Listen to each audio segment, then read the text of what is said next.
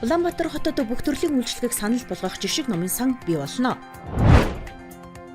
6 насны нүд шүд зүрхний эмгээгийг эртэлрүүлэх үзлэг эх сараас орон нутагт эхэлнэ. Менингококк халдвараар 2 хүүхдийн нэлээ. Улаан бурхны халдвараар 10-аас 14 насныхан зөнхлөн өвчилж байна. Төмөр замын гармын аюулгүй байдал зөвлөгөөн боллоо. Дааврын байгалийн нөөц газрын дорго хугацаанаас өмнө сэржээ. Ice Global-ийн цөөн хормын мэдээ эхэлж байна.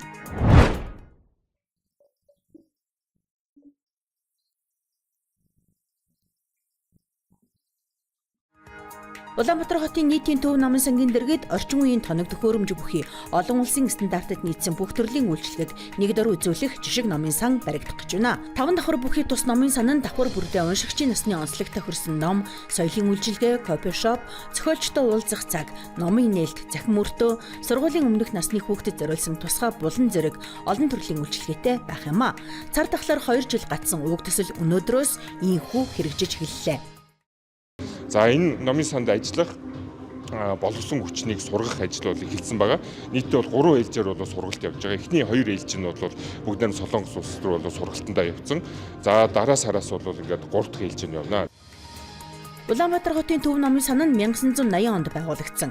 45 жилийн туршид танхимын уншлагаар нийтэд үйлчилж байна.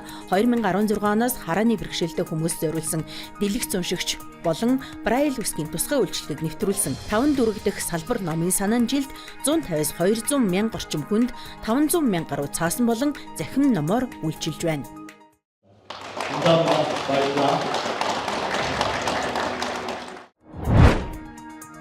Нийслэлийн ерөнхий боловсролын 1-р анги буюу 6 насны нүд, шүд, зүрхний илт илрүүлэг, үзлэг онцлогоо үргэлжилж байна.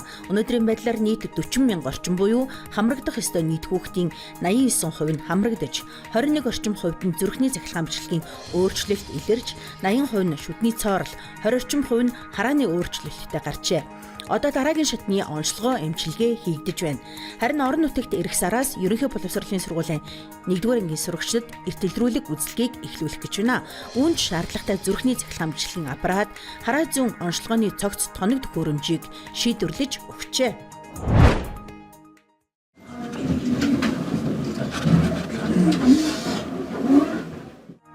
Менингококк халдвараар энэ онд 4 хүүхэд өвчилж 2 нь эндээд байна. Уг халдвар манай улсад хамгийн сүүлд 2019 онд бүртгэгдсэн. 5-аас 6 жилийн дараа дахидаг онцлогтой. Халдварын үед огцом өндөр хэмээр халуурах бөгөөд тууралт гарах нь хүндэрснийг илтгэдэг байна.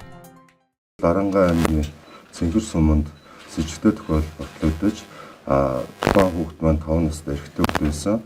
За ингээд биеийн байдал маш хүнд амт тэмцсэн байдалтай Дарангаа аймгийн эрүүл мэндийн аймгийн төвийн эмнэлэгт Цэнгэр сумаас хүргэгдэж одоо эмчилгээ авчаагаад хандлтаа нэгээд эндсэн тохиолдол гарлаа. Энэ сарын 27-ны өдрийн байдлаар Улаанбаатархны батлагдсан тохиолдол 114 болж нэмэгдээд байна. Улаанбаатар, Дундговь, Өмнөговь гэсэн 3 бүсэд халдвар нэмж бүртгэгдсээр байна. Халдварт 10-аас 14 насны хүүхдүүд илүү өртөж байна. Ерөнхий боловсролын сургуульд голомтлон гарч байгаа учраас багш сурагчид урьдчилан сэргийлж, дархлаажуулалтад хамрагдаж, өөрийгөө болон бусдыг уг халдвараас хамгаалах боломжтой. Одоо бол яг хаврын улирлын үед манай улс эрс тасвар амьсгалтай учраас амьсгалын замын халдваруудын дэгдэлт болон тасралтгүй алгацаа хэлбэртэй бүртгэгдэж байгаа учраас энэ бүр дээр одоо онцгой анхаарч мэргэжлийн байгууллагуудаас өгж байгаа зөвлөмж, эмчнэрийн өгж байгаа зөвлөмжийг бас чанд сахих зайлшгүй шаардлагатай байна. Улсын хэмжээнд 358 төмөр замын гарам байдгаас 86 нь бага, 219 дунд 53 нь өндөр эрсдэлтэй гэсэн судалгаа гарчээ. Өндөр эрсдэлтэй гармыг нийслэл болон орон нутагтай хамтран ижил бус төвшөнд огтлолцуулж нөхөн гарц болгох ажлыг хийж байна. Тухайлбал толгойд Улаанбаатарын хоорондын 396 дугаар гарам, Улаанбаатар амгалан хоорондын 408 дугаар гарам, Баг хангаа майнд хоорондын 518 дугаар гармыг нөхөн гарц болгожээ. Энэ жил 4 гармыг тохиолдол хориглолын байгууламжаар тоноглож, жижүүрийн зохицуулалттай болгоно. Мөн хөдөлгөөн багтаа зарим гармыг хаахаар төлөвлөсөн байна. Хөдөлгөөний аюулгүй байдлыг хангах зорилгоор бүх гарамд төр зогс, бүү яар нөлөөллийн аян өрнөж байна. Өөр байгалийн хязгаар дурших дааврын байгалийн нөөц газарт дорог хугацаанаас өмнө эрс ирсэн тохиолдол бүртгэгдэжээ. Эхний тохиолдол энэ сарын 8-нд нөөц газраас байршуулсан камерт бичигдсэн байна. Нарсан он оршин суугч сэрлээ. Температурын хэлбэлцэл нь ичиж байгаа амьтдыг хүртэл бодлуулжээ. Ихэвчлэн 3 дугаар сарын дундуур дорог нуугдсан газраас гарч ирдэг боловч хэн нэг нь эмэгтэйчүүдийн баяраар сэрхээр шийджээ гэж дааврын нөөцийн хэвлэлийн албанаас мэдээлсэн байна. Дараагийн удаа 3 дугаар сарын 19-нд доргоны бичлэг бүртгэгдсэн байна. Энэ удаад тухайн амьтан дуртай цагаараа буюу шөнийн цагаар алхахаар шийдсэн байна.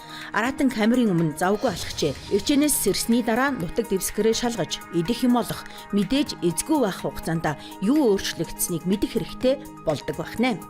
Ice Global-ийн цөөн хормын мэдээ байлаа. Амралтын өдрөө ая тухтай өнгөрүүлээрэй.